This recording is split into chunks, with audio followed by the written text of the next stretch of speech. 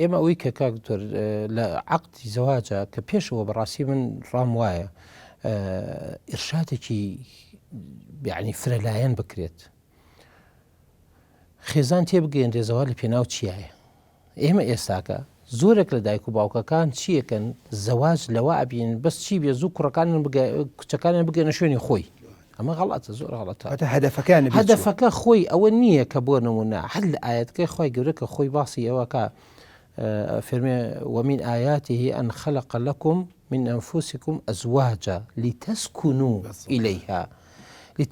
إليها سيري کە باسی شەو و ڕۆژەکە وەکو ئیسکان هاتووە، باسی شەو ئەکا خی گەورە وەکو سکون دایناوە، باسی پێغەمبەرانەکە سکونن بۆ ئومەتەکەیان، باسی ومن آياته شەو و ڕۆژ خۆر و مانگ ئەمانە ئاەتی خوان. زەواج یعنی زەواجکردن و بەشودان و بە ئەمە بەڕاستی جارێ پێش هەموو شتێک ئەم حاڵەتەیە کەوا تۆ بزانی کە حاڵەتێکە ئاەتێکە لە ئاەتەکانی خوا تۆ دەست بۆ ما برێ دایک و باوک تێبگەێنرێتەوە. دوو ئیرشادی اینجا دایک و باوک چۆن خەڵکە لە بژێرێ، ئەمانە هەمووی مەشاکلن نایزانن.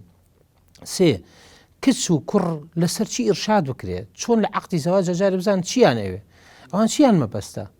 ئێمە ئێساکە جاری وا هەیە زەواجەکە تەنیا کەسێکە ئێن بەس تەنیا ئەیەوێ بگاتە کۆمەڵێک چی زەواج بگاتە کۆمەڵە ئیشباع، کۆمەڵە تێرکردنی کۆمەڵە غەرایز. ئەمە غەڵەتە.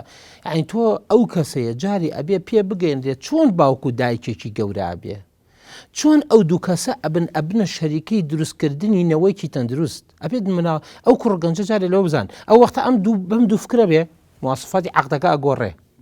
ئەگەر بەو شیازە بێ هەر زەواجکەن ئەڵێ باشە، ئەڵێ گەورەیە و باشە و جوانە و ڕێکە و چیە و مواسفاتی بەس زەواجێکی بەس غەریزەی بێ هەر بێ بڵێ گەورە و باش و جوانە.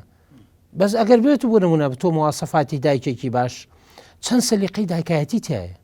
یعنی من نەسیحەتم بۆ کچەکانمانەوەیە زەواج نەکەن تا نەبنە دایک، تاوەکو سیفاتی دایکایەتیان تیانەبێ. سیفاتی دایکایەتی چییە؟ یعنی ئێسەوە من خەریکی شتێکم کە نزیکەی 150 سیفەتمان دیاری کردەوە بۆ دایکی پێویستە کە بۆ کەسێک ببێتە دایکی پێویستە تیایە بێ یا بۆ باوک.